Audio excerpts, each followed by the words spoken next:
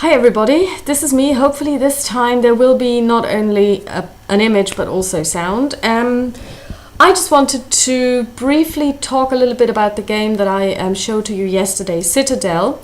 I did a review, I did a read through of the rules this morning, and I have to say I'm really impressed and I'm really looking forward to playing this. A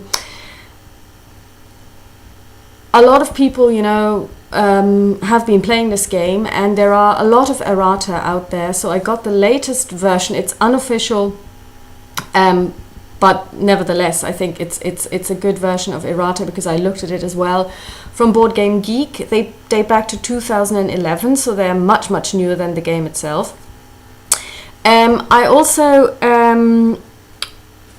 found quite a lot of interesting concepts in the game that I've never played before. So for example, as the movement happens, each unit will go through certain points called vulnerability points. So for example, once you hit the third hex of clear terrain, you need to stop.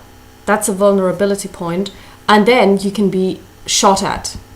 And so there is no limit as to how far you can move, but you go through those vulnerability points, and as you're being shot at, you could, for example, end pinned down, in which case you cannot move anymore, or you move into somebody's zone of control, in which case you also have to stop, or you just decide not to move anymore. So that's a new concept, vulnerability points, and as you move along the hex map, you can encounter one vulnerability point after the other. So basically you can actually go through various vulnerability points if you manage to survive, if you don't get pinned down. Another concept that I really like is the concept of spotting. Oh, and here's a cat, of course. So the other concept that was new to me is the concept of spotting. What this means is that obviously, and I'd heard about this before in, I think, a video on Lock and Load. So the idea is that obviously you, as the player, can always see who is where because you're looking down on the map. But of course, on the map, if you were in the map, you would not necessarily be able to see people. So in order to determine, this is not necessarily about line of sight, but this is about knowing that the enemy is somewhere. So for example, you can spot the enemy by sending out aircraft on a spotting mission. That would be one of the advanced rules. You can also spot them if they have fired in that particular turn and haven't moved since. So if they're in a jungle hex, for example, and they haven't moved, although they have fired, they are spotted. So they have been spotted, so it's possible to know where they are. So I really like this mechanic. I have to say the rules are really well written. There is only one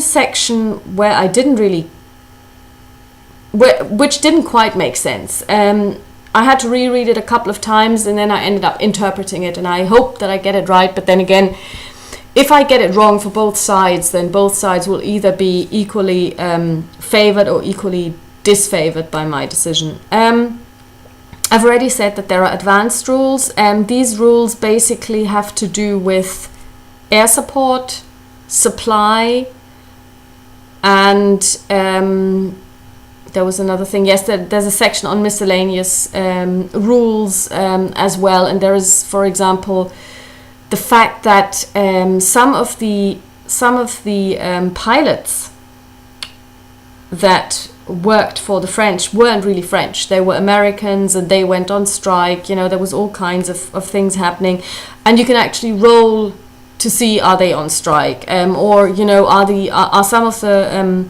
you have a certain amount of planes, and then you have to roll. Will they all be available, or will some of them have been sent elsewhere? Because obviously there wasn't just fighting in Dien Bien Phu, but there was fighting all over Indochina. So I think that adds a real amount of realism to it.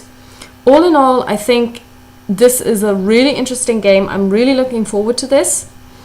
I believe, although the way I've described the rules, it seems like they are really intricate. They're definitely meaty, but I think it's easy to learn. So I'm really looking forward to this. I would say if you've played Tonkin on the one hand, and if you've played Panzergruppe Guderian on the other, there are lots of concepts in there that will make it really easy for you to get into this game. So that's just a brief update. And another thing, somebody asked me, I don't know who it was, would I review the Battles magazine? Well, I don't know if they really meant I should review the magazine. But actually, I've ordered 4 issues, so basically I don't know what I'm going to get and when I'm going to get them. But as I was looking at this today, I saw something really interesting, and I'm just going to share this with you. So basically the title is Battles Magazine. When you turn it around to look at the spine, I don't know if you can see this, it's probably too small or not really readable, is it? It's actually Ballets Magazine on the spine. So I don't know if this is a joke or what's going on there, but I thought I'd just share this. Okay, so hopefully I'll be able to tell you more about Citadel soon.